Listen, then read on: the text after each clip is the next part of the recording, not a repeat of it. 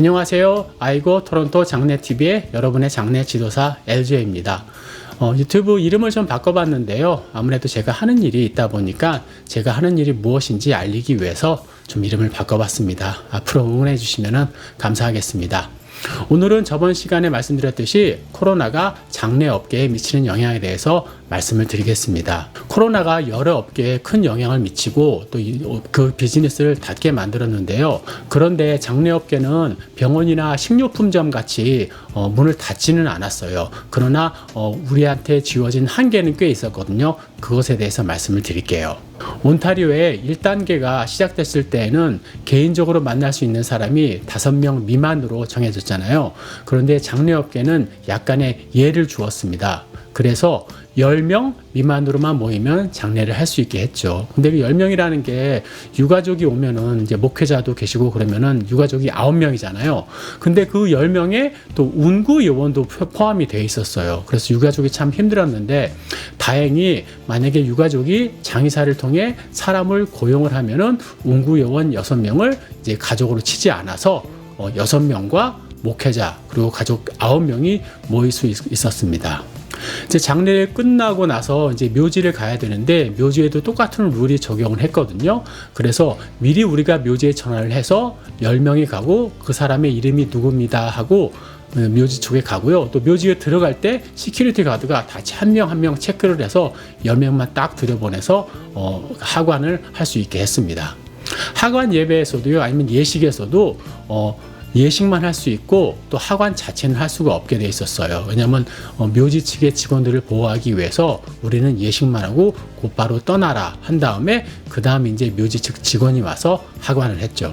그리고 장의사에 오셔서 이제 장례 준비를 하시는 것도요, 맥시멈 2명이 와서 할 수 있었고요. 또 그렇지 않으면은 모든 것을 온라인으로 할 수 있게 저희가 시스템을 바꿨었거든요. 그래서 전화로 대충 정보를 받고 또 이메일이나 그런 것으로 서류를 보내드려서 사인을 하고 다시 우리한테 주시면은 이제 장례를 할 수 있도록 그렇게 했죠. 그런 다음에 이제 2단계 때는요, 큰 변화는 사실 없었어요. 온타리오 자체에는 약간의 변화를 줬지만요, 우리는 똑같이 장례 10명, 근데 묘지에서는 10명 약간 넘게 한 15명까지는 허락했던 걸로 기억을 합니다. 나머지 과정은 다 똑같았어요. 그리고 3단계에 왔을 때는요, 장의사에 올 수 있는 인원이 많이 좀 늘었었어요. 그때는 규칙이 장의사에 어떤 특정 채플에 최대 인원이 있으면 거기에 30%가 들어올 수 있게 했죠.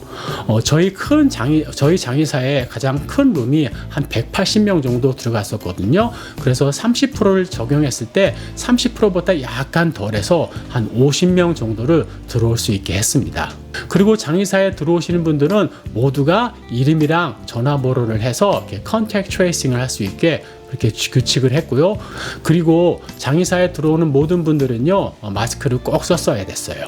그리고 묘지에서 모일 수 있는 인원은 맥시멈 100명이었거든요. 그래서 100명 정도면요, 사실 코로나 이전에도 그렇게 많이 가지 않기 때문에 큰 영향을 받지 않고 묘지에서는 할 수 있었습니다. 그러다가 온타리오에서 3단계에서 다시 2단계로 돌아갔잖아요. 그래서 사실 또 많은 분들께 큰 영향을 미쳤는데 장례업계는 또 예외를 주었습니다. 그래서 그냥 3단계 그대로 장의사에는 30%, 묘지에는 100명 그대로 와서 이제 예식을 할 수 있었습니다. 그리고 추가로 정보를 드리자면은요, 이제 코로나 1단계부터 시작했을 때 장례업계에서는요, 누가 돌아가시면은요, 그게 집이든지 아니면 양로원이든지 병원이든지요, 돌아가신 지 3시간 안에 돌아가신 분을 수습해 왔어야 됐어요. 그래서 모든 장의사가 24시간 동안 스탠바이를 하고 있었어서 참 사실 많이 힘들었던 기억이 납니다. 물론 그것으로 인해 병원이나 양로원 직원들도 참 많이 복잡했었는데요. 왜냐하면 우리 장의사가 병원이나 양로원에 들어올 수 없게 됐었어요. 1단계, 2단계 때는요. 그래서 양로원 측이나 병원 측에서 시신을 밀봉하여서 저희 장의사에게 넘겨주는 그런 시스템이었죠. 물론 3단계부터는 그러지 않아도 되고요. 옛날 방법으로 다시 돌아갔습니다. 그럼 지금까지 코로나가 장례업계에 미치는 영향에 대해서 말씀드렸고요. 오늘도 저번 시간에 이어 한 2가지 정도 질문을 해주시면 제가 답해드리는 걸로 하겠습니다. 그럼 첫 번째 질문부터 듣겠습니다. 요즘 때가 때인 만큼 가장 많이 들어오는 질문입니다. 코로나 확진자로 돌아가시는 분들은 반드시 화장을 해야 하는 걸로 알고 있는데요. 그럼 이 시기에 코로나가 아닌 일반 사유로 돌아가시는 분들은 어떻게 장례를 치르게 되는지 답변 부탁드립니다. 네, 질문 감사합니다. 사실 코로나가 시작한 후로 그런 질문을 많이 받았는데요. 사실이 아닙니다. 코로나로 돌아가셨다고 하더라도요, 화장을 해야 된다는 그런 규칙은 전혀 없었습니다. 코로나 이전 같이 유가족에는 선택권이 있었고요. 화장을 원하시면 화장, 매장을 원하시면 매장 하는 방식으로 계속 이어져 왔습니다. 그런데 장의사 측에는 약간 변화가 있었거든요. 왜냐하면 코로나로 특별히 돌아가신 분은 우리가 엄청나게 조심을 해야 되잖아요. 사실 그런 연락이 오면은요, 우리가 거의 우주복 같이 PPE, Personal Protective Equipment를 입고 했었어야 돼서 많이 힘들었죠. 그래서 병원 가서 코로나로 돌아가신 분 있으면은 모셔오고요. 만약에 가족이 이제 시신 방부 처리를 하길 원하시면은 저희 예전과 같이 똑같이 해드렸습니다. 물론 시신 방부 처리를 원치 않은 가족이 그래도 많았어요. 그래서 곧바로 모셔온 후에 입관시켜드린 다음에 바로 화장을 하거나 아니면 매장을 하는 경우는 되게 많았습니다. 그리고 일반 사유로 돌아가신 분은요, 코로나 이전이나 전혀 상관없이 가족이 원하는 대로 해드렸습니다. 약간 다른 점이 있다면요, 장례업계에서는요, 모든 죽음을 코로나로 간주하라고 하셔서요, 무슨 어디를 가시든지 똑같은 방법으로 우리가 퍼스널 PPE를 입고 가서 시신을 수습하고 또 화장, 또 매장 처리를 해드렸습니다. 주변 분들 중에 시신 기증서나 장기 기증서를 쓰신 분들이 많은데요. 이렇게 기증을 하고 나면 장례 절차가 어떻게 되는지 궁금하시다고 질문이 들어왔습니다.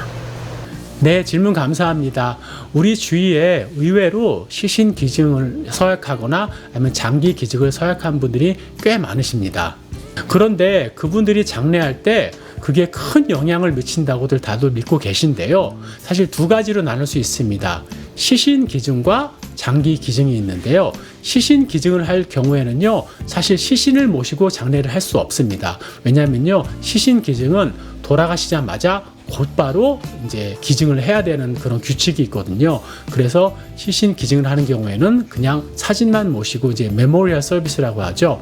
그렇게 하는 경우가 대부분이고요. 만약에 가족이 원하시면은 나중에 3년 후에 보통 시신이 다시 돌아오거든요.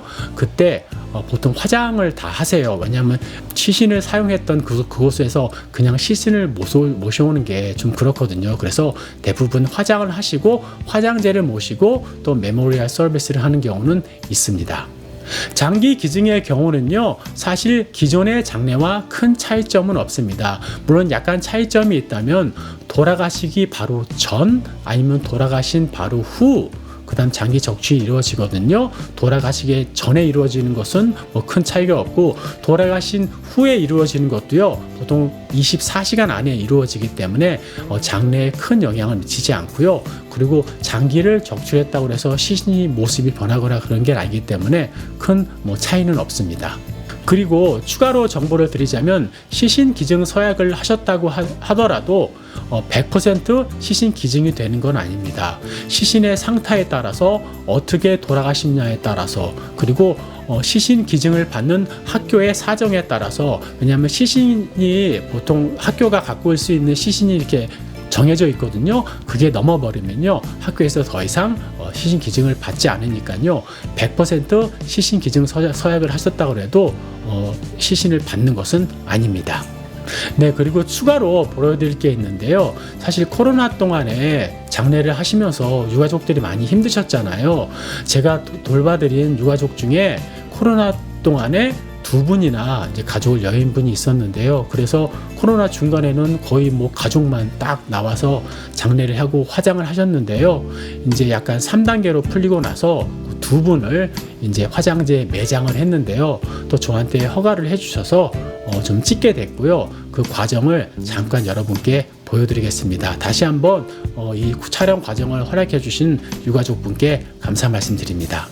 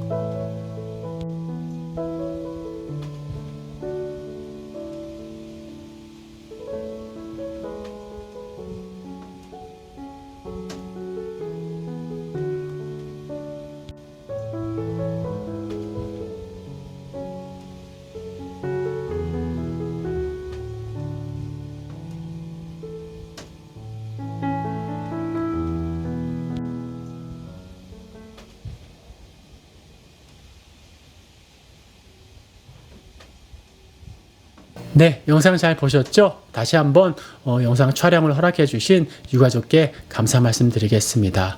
그럼 오늘 내용은 여기까지고요. 다음 시간에는요, 가장 현실적인 또 내용을 다루겠습니다.